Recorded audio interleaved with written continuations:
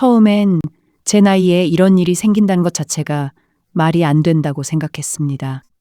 저는 57입니다. 남들 눈에는 그냥 평범한 중년 여자죠. 아침에 일어나 출근하고 퇴근하면 집에 와서 대충 밥을 먹고 주말에는 밀린 빨래를 하고 가끔 오래된 친구들과 커피 한 잔 마시는 그런 삶이요. 그런데 그런 제 삶의 어느 날 12살이나 어린 남자가 들어왔습니다. 그 사람은 45, 키도 크고 인상도 좋고 말투도 반듯했습니다. 게다가 누구나 들으면 알만한 큰 회사에 다니는 사람이었습니다. 처음에는 저를 놀리는 줄 알았습니다. 저한테 왜 이러세요? 제가 이렇게 묻자 그 사람은 웃지도 않고 말했습니다. 좋으니까요.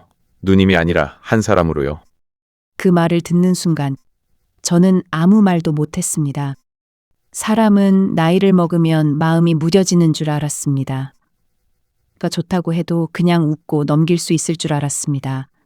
그런데 아니더라고요. 그날 밤 저는 세수도 못하고 거울 앞에 한참 서 있었습니다. 눈가에 주름이 보이고 입가도 예전 같지 않고 손등에는 세월이 그대로 남아 있었습니다. 그런 저를 보면서 생각했습니다. 이 사람이 정말 나를 여자로 보는 걸까? 아니면 잠깐 외로워서 착각하는 걸까? 저는 오래전 이혼했습니다. 겉으로 말하면 성격 차이였고 가까운 사람들에게는 그냥 안 맞아서 헤어졌다고 했습니다. 하지만 사실은 그 결혼 안에서 저는 너무 오래 혼자였습니다. 말을 해도 듣지 않는 사람, 아파도 관심 없는 사람, 힘들다고 하면 다들 그렇게 살아라고 말하던 사람. 그런 결혼을 끝내고 나서 저는 다짐했습니다. 다시는 누군가에게 기대하지 말자. 이제 남은 인생은 조용히 살자. 상처받지 않으려면 처음부터 마음을 주지 말자. 그런데 사람 마음이 참 우습습니다. 그렇게 닫아놓은 문을 누가 세게 두드린 것도 아닌데 어느 순간 제가 먼저 열고 있더라고요. 그 사람을 처음 만난 건 동네 문화센터 수업이었습니다. 저는 회사 일을 오래 하다가 건강도 안 좋아지고 마음도 지쳐서 퇴근 후에 일주일에 2번씩 글쓰기 수업을 다녔습니다. 거창한 건 아니고 그냥 하루에 있었던 일을 짧게 쓰고 서로 읽어주는 모임이었습니다. 그 사람은 그곳에 처음 왔을 때부터 조금 튀었습니다. 대부분 제 또래거나 저보다 나이가 많은 사람들이었는데 그 사람만 유독 젊어 보였거든요.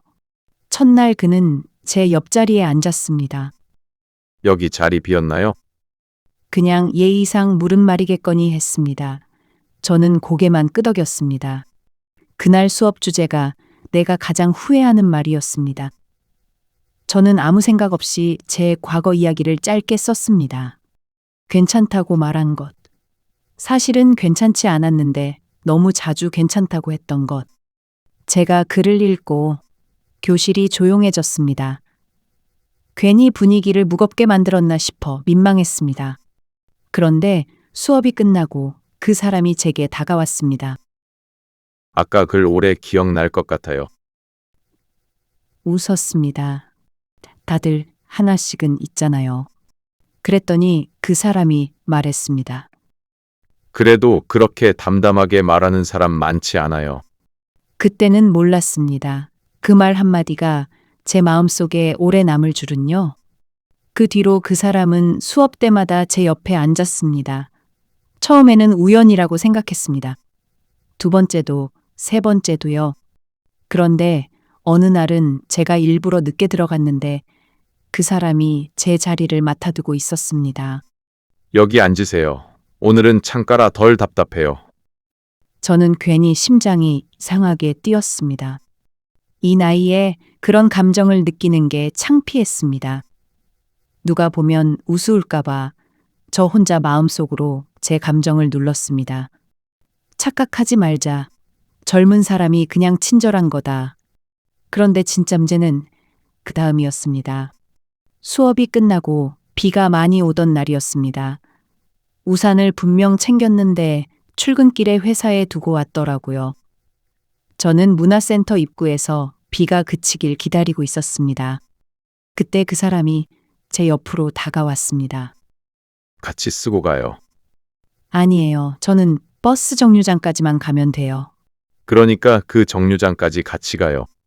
우산 하나 아래에서 걷는 그 짧은 길이 왜 그렇게 길게 느껴졌는지 모르겠습니다.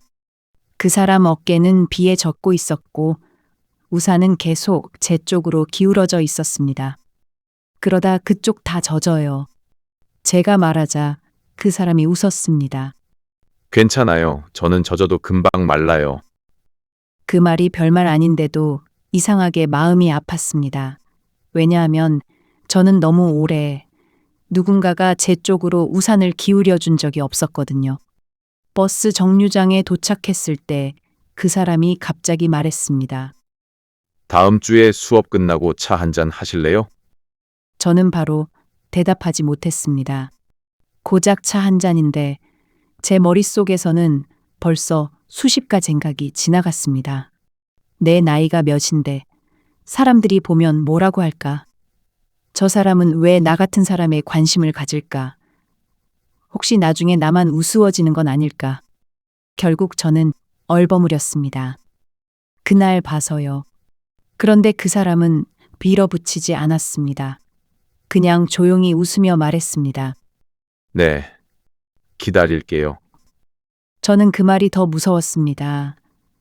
장난이라면 웃어 넘길 수 있는데 기다리겠다는 말은 너무 진심 같았으니까요. 그 다음 주 저는 수업에 안 갔습니다. 어느 금요일 저녁 우리는 처음으로 단둘이 카페에 갔습니다. 사람이 많은 번화가가 아니라 동네 골목 안쪽에 있는 조용한 카페였습니다. 저는 괜히 두리번거렸습니다. 혹시 아는 사람이 있을까 봐요. 그 사람이 보고 말했습니다. 불안하세요? 저는 솔직히 말했습니다. 네, 불안해요. 누가 보면 설명할 자신이 없어요. 그 사람은 잠깐 말이 없었습니다. 그러다 커피잔을 내려놓고 제게 말했습니다. 저는 설명할 수 있어요. 제가 좋아하는 사람이라고요. 그 말이 고마우면서도 저는 마음 한편이 더 무거워졌습니다. 그 뒤로 우리는 조금 더 가까워졌습니다. 하지만 행복한 시간은 오래 조용히 있지 않았습니다. 첫 번째로 흔들린 건 문화센터 모임 회식 자리였습니다. 처음에는 분위기가 좋았습니다. 사람들은 수업 이야기, 사는 이야기, 자식 이야기까지 하며 웃었습니다. 그런데 어느 순간 한 회원이 농담처럼 말했습니다. 두 분은 요즘 왜 이렇게 붙어 다녀요? 보기 좋긴 한데 뭔가 수상한데? 식탁 위가 잠깐 조용해졌습니다. 저는 물컵만 만지작거렸습니다. 그 사람이 웃으며 넘기려 했습니다. 제가 선생님 글을 좋아해서 많이 배우고 있습니다. 그런데 다른 사람이 또 말했습니다. 에이, 배우긴 뭘 배워요. 요즘 세상엔 나이 차이도 별거 아니라던데. 그 말에 다들 웃었습니다. 그날 집에 오는 길에 저는 그 사람에게 처음으로 차갑게 말했습니다. 앞으로 수업에서는 저한테 말 걸지 마세요. 그 사람은 놀란 얼굴이었습니다. 왜 갑자기요? 사람들이 이상하게 보잖아요. 우리가 이상한 일을 한 건 아니잖아요. 그게 중요한 게 아니에요. 사람들이 어떻게 보느냐가 문제예요. 그 사람은 한참 저를 바라보다가 조용히 말했습니다. 그럼 저는 계속 숨어야 하나요? 그 말에 저는 대답하지 못했습니다. 그런데 진짜 균열은 그 후에 찾아왔습니다. 며칠 뒤 제 오랜 친구가 저를 불러냈습니다. 그 친구는 제 이혼 과정을 옆에서 봐준 사람입니다. 누구보다 제 상처를 잘 아는 사람이었죠. 저는 어렵게 그 사람 이야기를 꺼냈습니다. 처음엔 친구도 웃으며 듣는 것 같았습니다. 그래서 그 사람이 너를 좋아한다고? 몇 살인데? 제가 대답하자 친구 표정이 바로 바뀌었습니다. 야, 정신 차려. 그 한마디에 얼어붙었습니다. 친구는 낮은 목소리로 말했습니다. 너 상처받을까봐 하는 말이야. 그런 남자가 왜 너를 만나겠어? 외롭거나 특이한 취향이거나 아니면 잠깐 기대고 싶은 거겠지. 그 사람 그런 사람 아니야. 너 그걸 어떻게 알아? 남자들은 말 잘해. 특히 여자가 외로워 보이면 더 잘 알아. 저는 아무 말도 못했습니다. 친구가 나쁜 마음으로 한 말은 아니란 걸 압니다. 하지만 그 말은 마음속 가장 약한 곳을 정확히 찔렀습니다. 왜 나를 좋아하지? 언젠가 더 젊은 사람에게 갈 텐데 나는 결국 또 버려지는 거 아닐까? 그날 밤 저는 그 사람의 연락을 받지 않았습니다. 다음 날 퇴근길 그 사람이 제 회사 근처까지 찾아왔습니다. 정문 앞이 아니라 조금 떨어진 골목에서 기다리고 있었습니다. 그 사람은 제 말을 기다렸습니다. 저는 겨우 이어 말했습니다. 나는 이제 누군가에게 선택받는 게 기쁜 나이가 아니라 선택받았다가 버려질까봐 먼저 겁나는 나이가 됐어요. 그 사람은 한동안 아무 말도 하지 않았습니다. 그리고 아주 천천히 말했습니다. 저도 겁납니다. 저는 예상 못한 말에 그를 봤습니다. 저는 누군가를 좋아한다고 말했는데 상대가 계속 자기 자신을 벌주는 걸 보는 게 겁나요. 그 말이 이상하게 아팠습니다. 그 사람은 저를 비난하지 않았습니다. 오히려 제가 저 자신에게 너무 가혹하다는 걸 말하고 있었습니다. 그날 우리는 근처 공원 벤치에 앉았습니다. 저녁 공기가 차가웠고 지나가는 사람들은 우리를 신경 쓰지 않았습니다. 그는 자기 이야기를 처음으로 길게 했습니다. 그에게도 오래 만난 사람이 있었다고 했습니다. 결혼 얘기까지 오갔지만 결국 서로 원하는 삶이 달라 헤어졌다고 했습니다. 그 뒤로 조건이 맞는 사람을 만나야 한다는 주변 말에 지쳤다고 했습니다. 좋은 집안, 비슷한 나이, 비슷한 직장. 그런 체크리스트를 맞추다 보면 제가 사라지는 느낌이었어요. 그날 저는 처음으로 조금 믿고 싶어졌습니다. 하지만 세상은 우리가 믿고 싶다고 해서 조용히 비켜주지 않았습니다.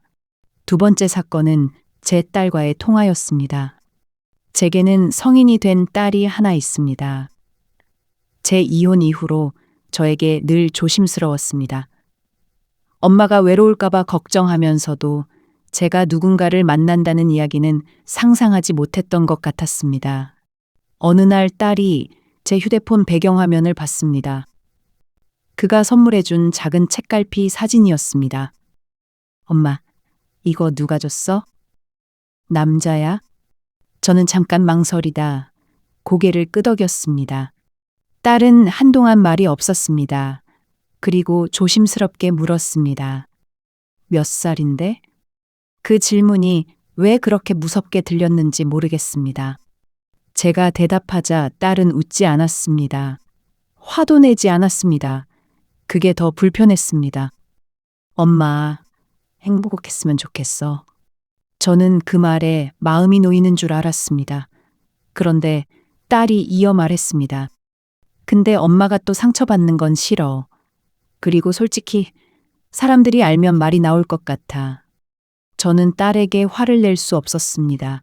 그 말이 틀린 말은 아니었으니까요. 세 번째 사건은 그 사람의 회사 동료들과 마주친 날이었습니다. 우리는 주말 오후에 작은 전시회를 보러 갔습니다. 사람이 많지 않은 곳이라 괜찮을 줄 알았습니다. 그런데 전시장 로비에서 그 사람의 회사 동료 2명을 마주쳤습니다. 선배님. 동료들은 반갑게 인사했습니다. 그 사람은 잠깐도 당황하지 않고 제게 먼저 말했습니다. 제가 아끼는 분입니다. 그 말은 조심스러웠지만 숨기는 말은 아니었습니다. 저는 그 순간 오히려 더 당황했습니다. 그의 동료들이 저를 위아래로 훑어보는 것 같았습니다. 실제로 그랬는지, 제 불안이 그렇게 느끼게 했는지는 모르겠습니다. 그 사람은 제 표정을 보고 물었습니다. 괜찮아요? 저는 참다가 말했습니다. 아까 왜 그렇게 말했어요? 뭘요? 제가 아끼는 분이라고요. 그냥 아는 분이라고 하면 됐잖아요. 그 사람은 녹음 표정이었습니다. 숨기고 싶지 않았어요. 젊은 여자가 나는 남자를 만나면 능력 있는 사람 만났네 라고 말하면서 중년 여자가 어린 남자를 만나면 무슨 사연이 있나부터 묻는다는 걸요. 저는 그 시선이 너무 두려웠습니다. 그 사람의 마음만이 아니었습니다. 사실은 제가 다시 행복해질 자격이 있는 사람이라고 믿는 일이 가장 어려웠던 겁니다. 지금도 저는 고민 중입니다. 이 관계를 세상 앞에 조금씩 꺼내도 되는 건지 아니면 서로를 더 다치게 하기 전에 조용히 멈춰야 하는 건지. 그 사람은 기다리겠다고 합니다. 저는 믿어보고 싶습니다. 하지만 아직도 문득문득 겁이 납니다.